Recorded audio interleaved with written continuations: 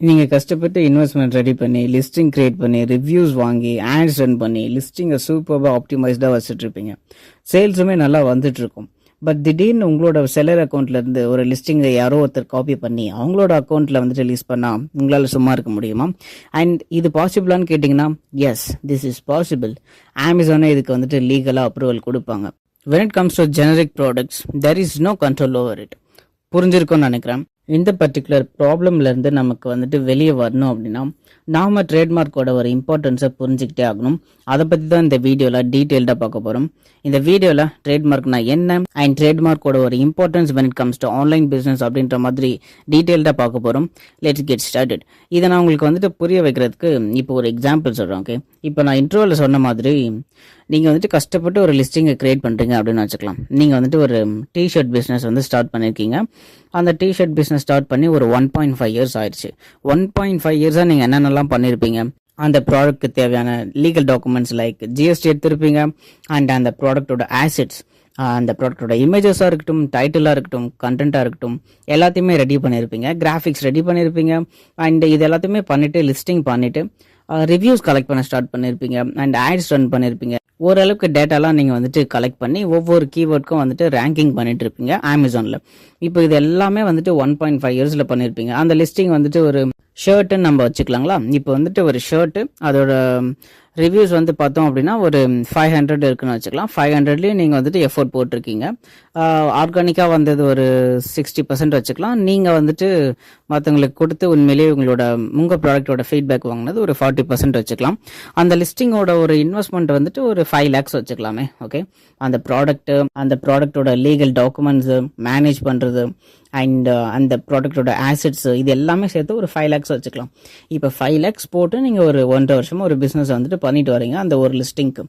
இப்போ அந்த ஒரு லிஸ்டிங்கை வந்துட்டு இன்னொருத்தர் வந்துட்டு புதுசாக ஒரு செல்லர் வந்து அமேசானில் ஜாயின் பண்ணுறாரு. அதே ப்ராடக்டை தான் வந்துட்டு அவருமே செல் பண்ணுறாருன்னு அசியூம் பண்ணிக்கலாம். அவர் வந்துட்டு அதே லிஸ்டிங் எடுத்து அவரோட அக்கௌண்ட்டில் வந்துட்டு லிஸ்டிங் பண்ணுறாரு அப்படின்னா உங்களால் சும்மா இருக்க முடியுமா? நீங்கள் அவ்வளோ இன்வெஸ்ட் பண்ணி ஒரு விஷயம் வந்துட்டு ஈஸியாக இன்னொருத்தர் வந்துட்டு எடுத்துகிட்டு போயிடுற மாதிரி இருக்கும். And that is what tampering. டேம்பரிங்னா என்ன? ஜஸ்ட் உங்களோட லிஸ்டிங்கை அப்டேட் டூப்ளிகேட் பண்ணுறது, காப்பி பண்ணுறது. அந்த மாதிரி பண்ணக்கூடாது அப்படின்னா உங்ககிட்ட ட்ரேட்மார்க் ரிஜிஸ்ட்ரேஷன் இருக்கணும். இப்போ உங்ககிட்ட ட்ரேட்மார்க் இருந்துச்சு அப்படின்னா நீங்கள் போயிட்டு அந்த மாதிரி காப்பியே பண்ணிட்டாலும் லீகலான ஒரு கேஸ் அவங்க மேலே ரைஸ் பண்ண முடியும். இந்த மாதிரி இது என்னோட பிராண்ட் நேம், இது என்னோட லோகோ, இது என்னோட லிஸ்டிங்கு, என்னோட பிராண்ட் நேம் வந்துட்டு நீங்கள் யூஸ் பண்ணுறது வந்துட்டு நாங்கள் அப்போஸ் பண்ணுறோம் அப்படின்ற மாதிரி நீங்கள் ஒரு கேஸ் ரைஸ் பண்ணிங்க அப்படின்னா அமேசானுமே அதை வேலிடாக எடுத்துப்பாங்க. அமேசானுமே ஏன் அவங்கள வந்துட்டு அலோவ் பண்ணுறாங்க அப்படின்னா உங்ககிட்ட ட்ரேட்மார்க் இல்லை, உங்களோட லிஸ்டிங் வந்துட்டு ஜென்ரிக்கில் இருக்கும். ஜென்ரிக்னா ஒரு லோக்கல் ப்ராடக்ட்ஸ் மாதிரி. ஸோ அதை யார் வேணால் வந்துட்டு டூப்ளிகேட் பண்ணி அவங்களோட ப்ராடக்ட்ஸ் மாதிரி காமிச்சிக்க முடியும். ஸோ அதை தான் வந்துட்டு அமேசானுமே அலோவ் பண்ணுறாங்க. அதனால் ட்ரேட்மார்க் இல்லாமல் செல் பண்ணது உங்களோட தவறு. இந்த மாதிரி நம்ம வந்துட்டு இன்னொருத்தர் காப்பி பண்ணிட்டாரு அப்படின்னா அவர்கிட்ட ட்ரேட்மார்க் இல்லாமல் கேஸ் ரைஸ் பண்ணுறது கஷ்டம். ஸோ அவ்வளோதான். இது லிஸ்டிங், நம்மளோட லிஸ்டிங் வந்துட்டு யார் வேணால் யூஸ் பண்ணிட்டு இருக்கலாம். அதை வந்துட்டு நம்மளால் எதிர்த்து கேள்வி கேட்க முடியாது. பட் எப்போ நம்ம கேட்கலாம் அப்படின்னா நம்மக்கிட்ட ட்ரேட்மார்க் ரெஜிஸ்ட்ரேஷன் இருந்துச்சு அப்படின்னா.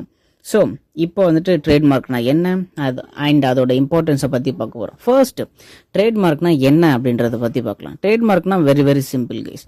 உங்களோட லோகோ, உங்களோட பிராண்ட் நேம், உங்களோட வேர்ட் மார்க்கு, வாய்ஸ் மார்க்கு, உங்கள் பிராண்டோட டேக்லைன், இந்த மாதிரி உங்கள் பிராண்டோட ஆசெட்ஸ் இருக்குல்ல, அந்த ஆசெட்ஸுக்கு எல்லாத்துக்குமே ஒரு செக்யூரிட்டி வந்துட்டு இந்த ட்ரேட்மார்க். இட்ஸ் லைக் இந்த பிராண்டுக்கு நான் தான் ஓனர்ஷிப், ஒரு ஐடென்டிட்டி கொடுக்கறது வந்து ட்ரேட்மார்க். ஸோ இந்த மாதிரி ஒரு லீகல் ப்ரொடெக்ஷன் டூலை நீங்கள் யூஸ் பண்ணாமல் இருக்கிறது உங்களோட தப்பு. ஸோ நீங்கள் ட்ரேட்மார்க் வந்துட்டு வச்சுட்டு இருந்தீங்க அப்படின்னா இந்த ப்ராப்ளம் எல்லாம் உங்களுக்கு வந்திருக்காது. ஓகே, இப்போ அமேசானில் எதுக்கு இதை அலோவ் பண்ணுறாங்கன்னு கேட்டிங்கன்னா அவங்கள பொறுத்த வரைக்கும் நிறைய செல்லர்ஸ் வந்துட்டு உள்ளே வரணும். ஸோ அந்த செல்லர்ஸ்க்கு ஹெல்ப் பண்ணுற விதமாக அவங்க வந்துட்டு அந்த ஜென்ரிக் லிஸ்டிங்கை காப்பி பண்ணுறதுக்கு அலோவ் பண்ணுறாங்க. அந்த ஜென்ரிக் லிஸ்டிங்லேயும் நம்ம பார்க்கும்போது அதில் வந்துட்டு அவ்வளோவா நம்மளால் கண்ட்ரோல் பண்ண முடியாது. லிஸ்ட் கண்ட்ரோல் தான் இருக்கும், ப்ரைஸிங் கண்ட்ரோலும் கம்மியாக தான் இருக்கும். அண்ட் மோஸ்ட் இம்பார்ட்டன்ட்லி ஜென்ரிக் லிஸ்டிங்கில் வந்துட்டு நமக்கு A+ கண்டென்ட் வந்துட்டு கொடுக்க முடியாது. எல்லாருமே யூஸ் பண்ணுற அந்த நார்மலான டிஸ்கிரிப்ஷன் தான் நம்மளும் யூஸ் பண்ணுவோம். ஸோ விஷுவல் ஐடென்டிட்டி அந்த அளவுக்கு நம்ம ப்ராடக்ட்க்கு இருக்காது. ஸோ எல்லாரு மாதிரியுமே நம்மளோட ப்ராடக்ட்டும் இருந்தால் எப்படி சேல்ஸ் வர்றது கம்மியாக தான் இருக்கும். ஸோ ஸ்டாண்ட் அவுட் பண்ணி தெரியணும் அப்படின்னா A+ கண்டென்ட் வேணும், நம்ம ப்ரைஸிங்க்கு கண்ட்ரோல் வேணும், அண்ட் ஆல்சோ கண்ட்ரோல் அதிகமாக வேணும் நம்மளோட லிஸ்டிங்கை பொறுத்தவரை. ஸோ இந்த கண்ட்ரோல்லாம் உங்களுக்கு இன்க்ரீஸ் ஆகணும் அப்படின்னா அந்த ஃபீச்சர்ஸ் எல்லாமே ட்ரேட்மார்க் இருந்தால் தான் இருக்கும். அதே போல் உங்ககிட்ட ட்ரேட்மார்க் இருந்துச்சு அப்படின்னா அமேசானில் பிராண்ட் ரெஜிஸ்ட்ரி அப்படின்னு ஒரு ப்ரோக்ராம் இருக்குது. அதில் நீங்கள் ஜாயின் பண்ணுறது மூலயமா உங்களோட பிராண்டை ரெஜிஸ்டர் பண்ணலாம். ப்ரொஃபஷனலாக ரெஜிஸ்டர் பண்ண உடனே உங்கள் லிஸ்டிங்கோட நிறைய கண்ட்ரோல் உங்களுக்கு வந்துட்டு என்ஹான்ஸ்டாக வரும். அண்ட் ஆல்சோ ப்ரைஸிங் கண்ட்ரோல் சூப்பராக இருக்கும். A+ கண்டென்ட் உங்களுக்கு கிடைக்கும். இந்த மாதிரி நிறைய ஃபீச்சர்ஸ் வந்து உள்ள அவைலபிலிட்டி இருக்குது.